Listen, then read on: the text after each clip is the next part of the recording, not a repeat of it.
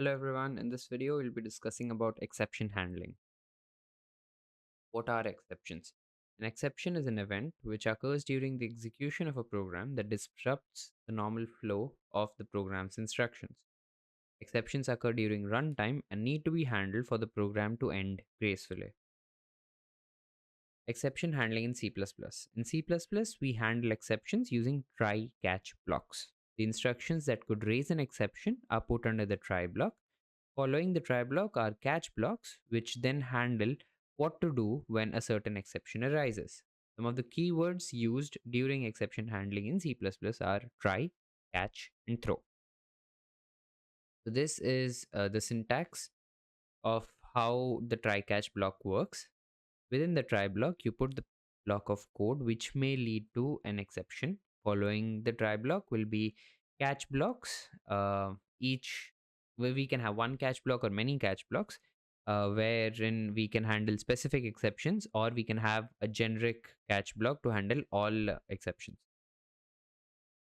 Now let's take a look at all of this in code. Right. So here we have a sample code wherein what I'm doing is I'm taking an input, an integer input from the user. Then I check if x is less than 0. Then what I'm doing is I'm throwing an exception. How you throw an exception in C++ is using the throw keyword. The throw keyword is also used to declare what all exceptions could be thrown from a function, but we'll not be covering that. So if x is less than 0, throw whatever exception I want to throw. In this case, it's an integer exception with the number 10. If x is not less than 0, then what I do is I increment the value of x. Following the try block, there is one catch block which takes in an integer as an input, which is if an integer is thrown, this is the catch block which will deal with it, wherein I'm just printing out whatever integer is being thrown. Following that catch block is another catch block which is more generic in nature, as signified by the three dots. And what I'll do is after the catch block, I'll write cout finally to show that to see how the code flows in case an exception does occur. One thing to notice is that one thing to note rather is that um, following the try block, even though we do define many catch blocks, only one of those catch blocks will be executed. So let's compile our program.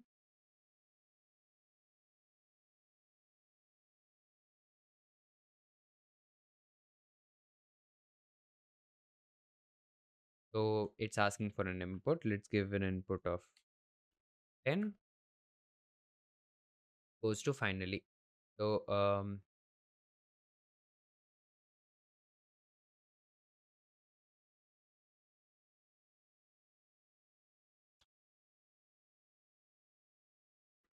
right. So now it's asking me for an input. Let's give an input of 10.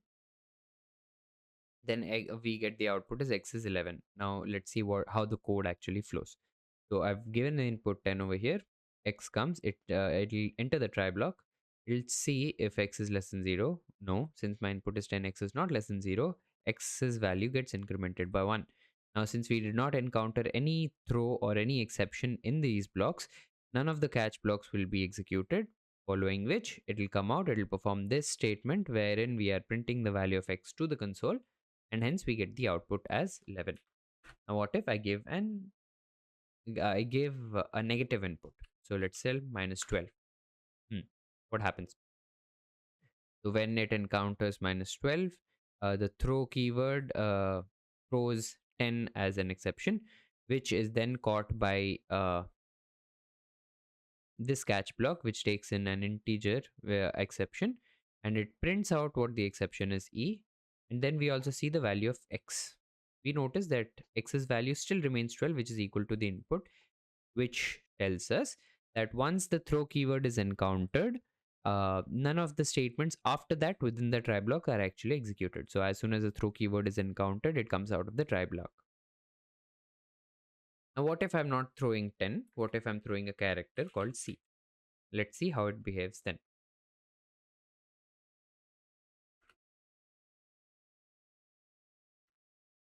So I input minus 12. Hmm. So when it comes to minus 12, it throws a character C, and the first one is for an integer exception, which does not occur, and hence we go on to generic exception.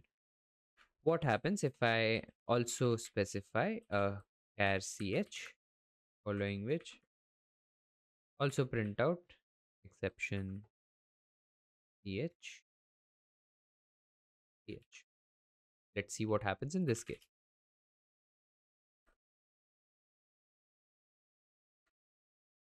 So again, minus 12, minus 123. We see that the exception ch is triggered in this case. So even though a character can be represented as an ASCII integer, that does not happen. It directly sees that since it's a character, it'll try to find a matching catch block with the exact type of exception. And if that does not happen, in case I'm throwing something like 11.23 or something which is not an integer, not specifically given as an integer or a character, in that case the generic exception block will handle that case, and after that the program execution will continue normally beyond the scope beyond these try catch blocks. So at the end, always an x value will be printed as long as the exceptions are handled. This was all about exception handling in C++. Thank you.